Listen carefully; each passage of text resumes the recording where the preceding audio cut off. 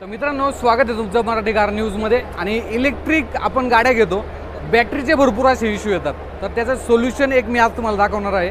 इथे जर पाहिलं सन मोबिलिटीचं हे चार्जिंग स्टेशन आहे आणि याच्यामध्ये ना तुम्ही बॅटरी स्वाईप अप करू शकता। म्हणजे तुमच्या गाडीमधली जी पण बॅटरी असेल ती त्या ठिकाणी देऊन दुसरी बॅटरी फुल्ली चार्ज आहे ते घेऊ शकता।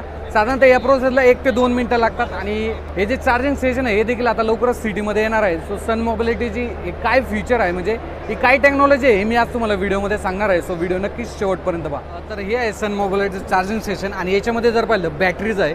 सो नॉर्मली तुमच्या स्कूटरमधली जी पण बॅटरी असेल ना, तर ते जर पाहिलं तर बॅटरीचे ते काढून ठेवलेले आहे आणि जी जर डिस्चार्ज झाली तर इथे सन मोबिलिटीचं हे चार्जिंग स्टेशन आहे, इथे यायचं आहे तुम्हाला। नॉर्मली महाराष्ट्रामध्ये अजून नाही आहे, दिल्लीमध्ये बँगलोरमध्ये हे जे चार्जिंग स्टेशन हे आहेत, पण लवकरच महाराष्ट्रामध्ये देखील येणार आहे।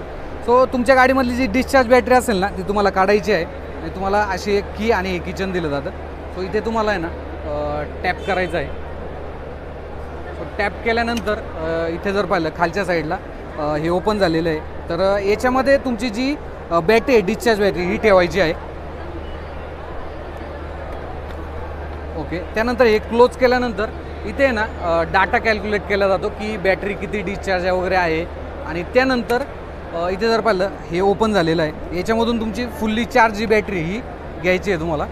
आणि त्यानंतर तुमची जी कुठली स्कूटर असेल त्याच्यामध्ये ही बॅटरी ठेवायची आहे। आणि इथे वरती जर पाहिलं तर नॉर्मली जो डाटा वगैरे आहे, आता ह्या सर्व बॅटऱ्या फुल्ली चार्ज होत्या, याच्यामध्ये तुमचं एक अकाउंट असणार आहे, एक ॲप देखील असणार आहे आणि त्याच्यातून ही जी बॅटरीचे जे पैसे लागतात ते कट होणार आहे। आता इथे जर पाहिलं जर पूर्णपणे डिस्चार्ज असेल तर 50 रुपये जे आहे ते तुम्हाला या बॅटरीचे फुल्ली चार्ज करण्यासाठी लागणार आहेत। सो ही एक नवीन टेक्नॉलॉजी आहे आणि या बॅटरी देखील आता लवकर महाराष्ट्रामध्ये येणार आहे।